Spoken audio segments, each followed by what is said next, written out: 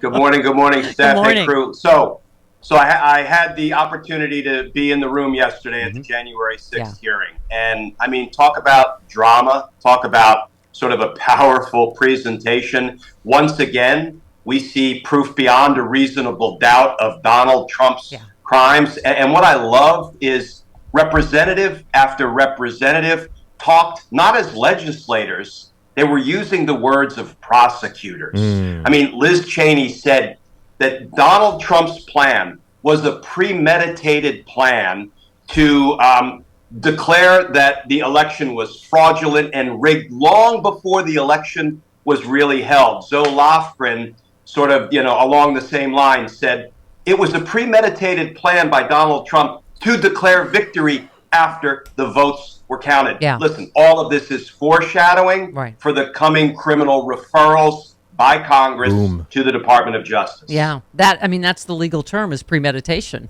I mean, that's exactly. Bingo. I love that you used that term yesterday on Twitter. You said new evidence proves beyond a reasonable doubt Donald Trump committed felony obstruction of justice. The very legitimacy of the DOJ is now riding on an indictment of Trump for his crimes because justice matters. And I realized you were talking about an entirely different set of crimes. That would be the document theft and espionage and whatever. So take your pick. Take your pick. It's a potpourri of crimes. Isn't it? It's hard to even focus because you're thinking, oh my God, they sure stole the thunder back yesterday at the J6 committee.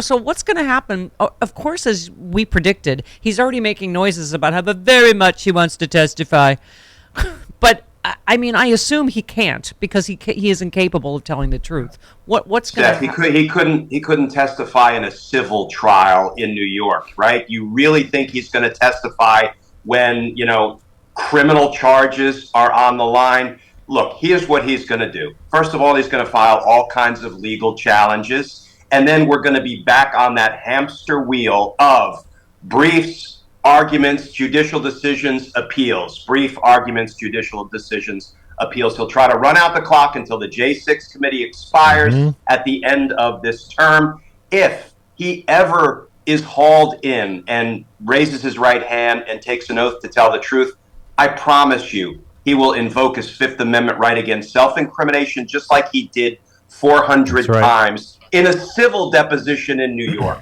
Yeah, that part was powerful, right? Watching all of his toadies take the fifth and watching the tape of them, saying what the plot was well before the election. Should we expect him to take the fifth with the E. Jean Carroll case next week? Absolutely. Absolutely. He can't testify. After the question, please state your name, I don't think he can tell the truth about anything after that question. And he might hedge on that. Sorry, my question first was in terms of all of, Stone, Flynn, Bannon, the tape of them. I thought that was powerful, not just visually, but legally, right? And then they're caught on what tape. They were doing, they were showing us what the criminal conspiracy looks like. And what they did in yesterday's hearing is they put a whole lot more evidentiary meat on the bones of something that a federal judge has already ruled, right? Out there in your part of the neck of the woods, Judge David Carter, federal judge in California, ruled by 51% of the evidence, a preponderance, that Donald Trump, together with John Eastman, was in a conspiracy to commit offenses against the United States and obstructed the congressional proceeding, the certification of Joe Biden's win. This just puts some more evidence in the mix to support what Judge Carter already found. So listen, Steph, the indictments are coming. They're long overdue. We're not going to see any until after the midterms, but the indictments are coming. Yeah. Here's the thing you have to fight is the cynicism. Even my own girlfriend is like, I still don't think he's ever going to go to jail. Nothing's ever going to happen to him. What would you say to those people? So that justifiably have seen him get away with a lifetime of crime. What would you say? He's going to be indicted, he's going to be tried, and he's going to be convicted. But I'm going to tell you, the going to jail piece, I don't know that our government has the appetite to put a former president in prison. That's all we're saying. Because so help me, Steph, if they sentence him to home detention, that is sentencing him to stream Netflix and get DoorDash. That is no kind of punishment. And the next aspiring criminal president we'll get to do it all over again if Donald Trump is not imprisoned. Yeah, that's what he's doing now, is watching Netflix and stuffing hamburgers in his face. So what's the difference? Yeah, you know what, Glenn, I'm a big picture person. Let's just get him convicted, and then we'll figure out the jail details later. I've got an idea about this conviction. Yes. Make him stay at Mar-a-Lago year-round because we know summers in Florida will suck. Yeah. And don't let him order in and only eat the food from the omelet bar. He's got a forcing a fake rich person to summer in the wrong place. And he's gonna be, it's their version of hell. He's going to be broke because his businesses are going to be shut down by Letitia James, so it's not like he's going to be able to afford to order in the good food on Trump DoorDash. Organization 2 will take care of all that, Travis. Oh, that too. Glenn, we mentioned the Secret Service before you came on. So Lindy Lee tweets, Secret Service had 10 days of notice of plans to terrorize the Capitol and, quote, kill people, but did nothing. They knew Pelosi's life was in danger, but didn't tell her until after the attack. They deleted all their January 6 texts despite warnings from Congress. Secret Service is rotten to the core. What do we have? Chairman Schiff, right? Should we do 9 here? Yeah. Starting 8 on down to 11. Okay, let's just do 9. Chairman Schiff, real quick. In this report received on December 26th, a Secret Service field office relayed a tip that had been received by the FBI. According to the source of the tip, the Proud Boys plan to march armed into D.C. They think that they will have a large enough group to march into D.C. armed, the source reported, and will outnumber the police so they can't be stopped. The source went on to say their plan is to literally kill people. Please take this tip seriously and investigate further. The source also made clear that the Proud Boys had detailed their plans on multiple websites, like the Donald.win. So, obviously, that and the next one that they lied about it, real quick, Chairman Schiff. The Secret Service and other agencies knew of the prospect of violence well in advance of the president's speech at the Ellipse. Despite this, certain White House and Secret Service witnesses previously testified that they had received no intelligence about violence that could have potentially threatened any of the protectees on January 6th, including the vice president. Evidence strongly suggests that this testimony is not credible, and the committee is reviewing additional material from the Secret Service and other sources. So, your reaction, and now what?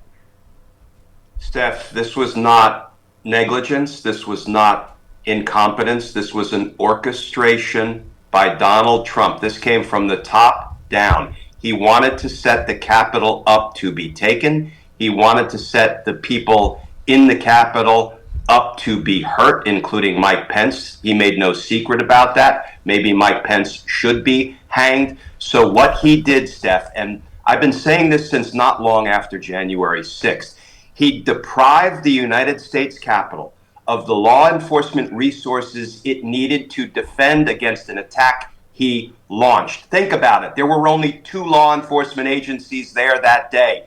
The Capitol Police, which is the only federal law enforcement agency under the control of Congress rather than of the executive branch, and the Metropolitan Police Department, my partners in local crime fighting, the city cops, right?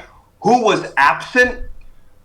Marshal Service, ATF, DEA, largely FBI, Park Police, the Bureau of Prisons Riot Squad. Why do I cite that organization? They were deployed to BLM. Yeah. The federal government knows how to deploy massive law enforcement resources, and Donald Trump refused to do it because he wanted the Capitol to be taken. Mm-hmm. That's going to be part of this conspiracy, and that is unforgivable. Yeah.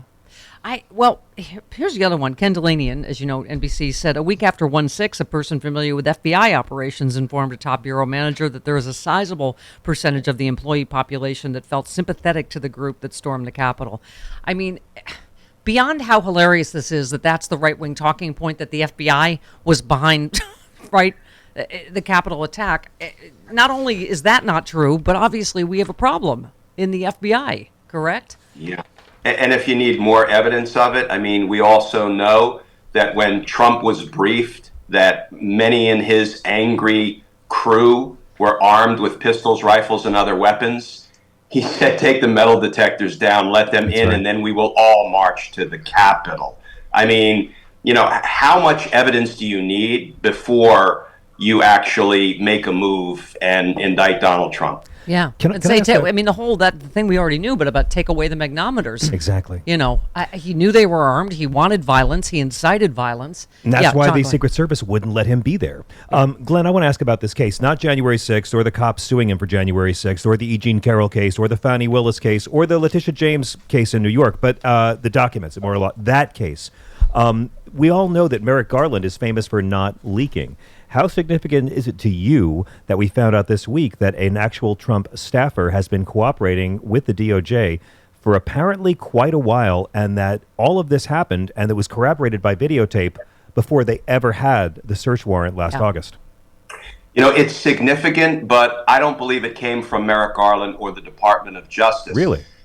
We try to investigate, inside a vault, figuratively speaking. We don't like leaks because they tend to hurt our investigations, not help our investigations. But here's the thing. The witnesses that we're dealing with and their lawyers are welcome to talk to anybody and everybody, reporters, and you name it. That's how I assume this information came out. Not that FBI or DOJ leaks are impossible or unprecedented, but if anybody can investigate inside a vault and inspire his people to do the same, it's Merrick Garland. Okay. Real quick, two things before you go. You tweeted the Supreme Court rejects Trump's plea to intervene in the special master case. Justice is trending. 9-0. At least we feel like justice is still hanging by a thread because with this Supreme Court, you're never sure, right, what's going to happen. But this was a wholesale rejection. Yeah, I think that's an important sign of things to come. I don't think the Supreme Court is going to weigh in to give Donald Trump an assist as these cases continue to move forward and as he continues to seek review in the Supreme Court just as a vehicle to delay. The nice thing about it is the courts seem to be onto his game in the 11th Circuit, and now the Supreme Court are not playing his reindeer games of delay. They're banging these decisions out quickly, and I think that is a sign of things to come. And between this and the testimony we heard yesterday, he really does think the Supreme Court belongs to him, and he can just make a couple phone calls. I worked for them, and they didn't repay me.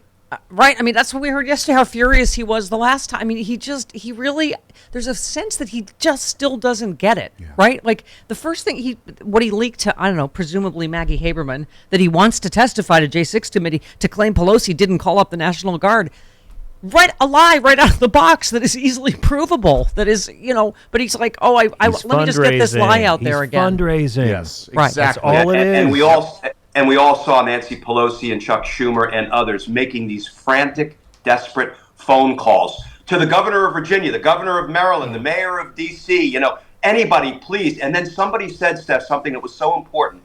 I think it was Schumer, but it may have been Pelosi, said, I think, to the Secretary of Defense, if the White House was under attack, if the Pentagon was under attack, you would send forces to the Capitol. Yeah. That was compelling. And to follow up on your Trump point, Trump can't appreciate that not everybody is corrupt like him. And I think that's why he's shocked that the Supreme Court won't do his corrupt bidding, because he projects that everybody is as corrupt as he is. Yeah. Justice is coming. I believe you. Fly to me. Fly here to me. When are you flying? Next week. I know. Can't wait. Can't wait. I'll see you all hopefully Friday and then Saturday. Can't wait to see you again. Yes. Can't wait. At sexyliberal.com. Oh my God, we cannot wait. Well, we have surprises we're working on, but you and Rob Reiner for sure. We cannot wait to see you. Mwah.